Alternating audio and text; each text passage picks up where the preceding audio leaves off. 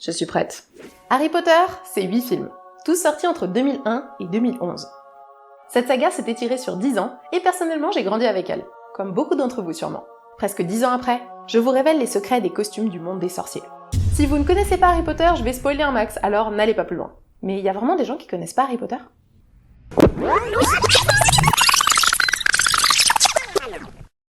Il y a eu au total 200 acteurs qui ont joué dans les 8 films de la saga. Et ces acteurs, vous vous doutez bien qu'il fallait tous les habiller.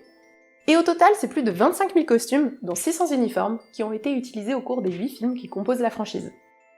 Chaque costume nécessitait en moyenne 6 semaines de création, d'autant plus que certains costumes étaient créés en plusieurs exemplaires, au cas où ils s'abîmeraient pendant le tournage. Du coup, certains personnages avaient plusieurs versions du même costume, mais en version genre une étanche, une version normale, une version légère, etc. Et parfois jusqu'à 15 costumes étaient utilisés pour la même personne au cours de la même journée de tournage. Genre ils dégommaient les costumes quoi.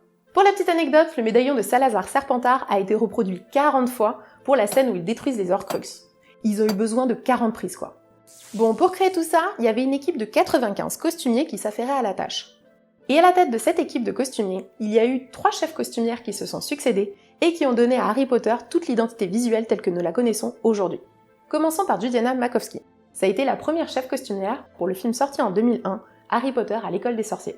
Dans le premier tome écrit par J.K. Rowling, il n'est mentionné nulle part que les élèves de Poudlard portent un uniforme pendant les cours. Judiana a confié avoir fait un test avec Daniel Radcliffe en vêtements civils et ensuite avec une cape de sorcier et un uniforme, et au final tout le monde était pour l'uniforme parce que graphiquement c'était plus joli. Ces uniformes sont inspirés des uniformes britanniques traditionnels des grandes écoles comme Eton, mais en essayant d'adapter ces modèles au monde des sorciers. Et Judiana a décidé d'y ajouter sa petite touche perso en ajoutant sur chaque uniforme les couleurs de chaque maison de Poudlard. D'ailleurs, ces uniformes, ils ont donné un petit peu plus de travail que prévu à toute l'équipe des costumiers. Faut savoir que Tom Felton, l'acteur qui joue Drago Malfoy, a pris l'habitude de remplir ses petites poches de bonbons entre les prises, et du coup tout le monde a fait comme lui. Résultat, toute l'équipe des costumiers ont pris une mesure drastique, ils ont pris tous les uniformes des enfants acteurs et ils ont recousu toutes les poches. Drago Malfoy, le mec qui était relou jusqu'au bout quoi. Sinon, les robes des professeurs sont toutes personnalisées, comme la petite touche écossaise de McGonagall, ou alors les manches serrées et tout plein de boutons pour Rogue. Ces détails ont été décidés et créés en accord avec les acteurs eux-mêmes. À côté des uniformes de Poudlard et des robes de sorciers qu'on peut voir sur les professeurs ou dans le ministère de la magie, tous les vêtements portés par les acteurs en civil sont simples. Il n'y avait pas de logo sur les vêtements, ou les acteurs, ils ont décidé de pas leur faire porter de basket du tout. Pourtant c'était la mode dans les années 2000 ans. Bah ouais, ils savaient bien que c'était une saga qui allait s'étirer dans le temps, qui allait au moins durer une décennie et qu'on allait voir Harry grandir. Du coup, grâce à ces styles qui sont assez simples et intemporels, il allait pouvoir l'inscrire dans la durée et ne pas faire en sorte qu'elle soit démodée ou passée de mode. Pour le deuxième film, Harry Potter et la Chambre des Secrets, c'est l'anglaise Lindy Hemming qui succède à Judiana Makovsky en tant que chef costumière.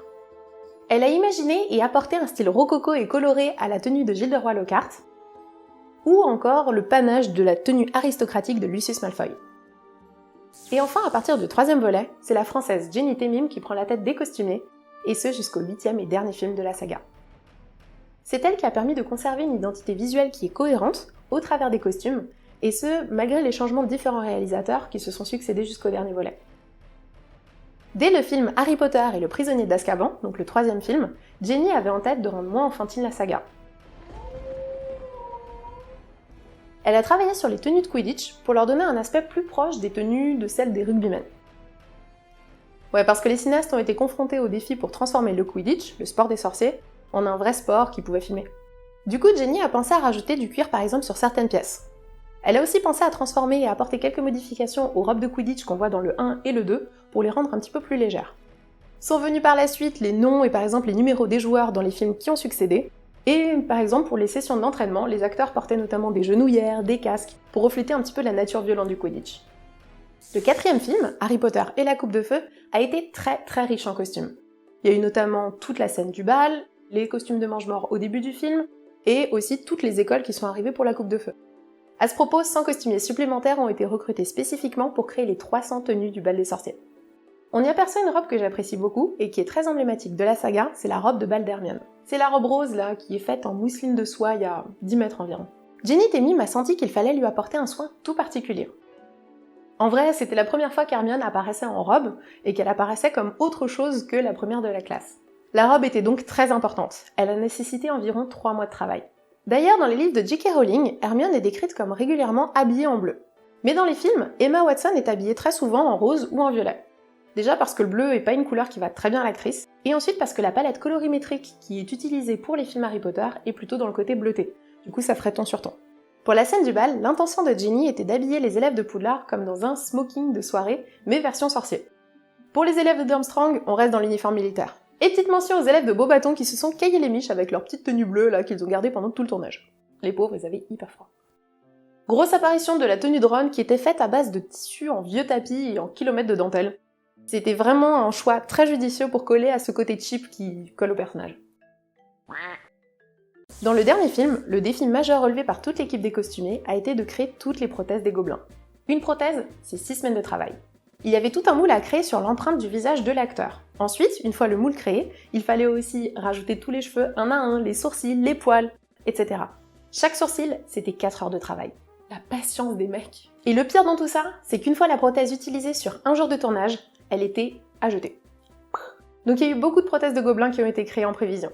C'est d'ailleurs pour ces soucis techniques et surtout économiques qu'on n'a pas vu des gobelins dans toute la saga à chaque épisode. Bon, on va casser un mythe, la fameuse cape d'invisibilité dont se sert Harry là pour marcher dans les couloirs en sneaky, c'est juste un tissu vert. C'est la fameuse technique d'incrustation du décor sur l'image, un peu comme les fonds verts, qui a été utilisée pour rendre Harry invisible. Toujours dans les illusions, le personnage d'Hagrid, qui est décrit dans les livres comme un géant, a été un véritable casse-tête de mise en scène. Ce sont notamment les différents costumes d'Hagrid qui permettent de comprendre ces différents trucages qui ont été utilisés pour donner cette impression de gigantisme.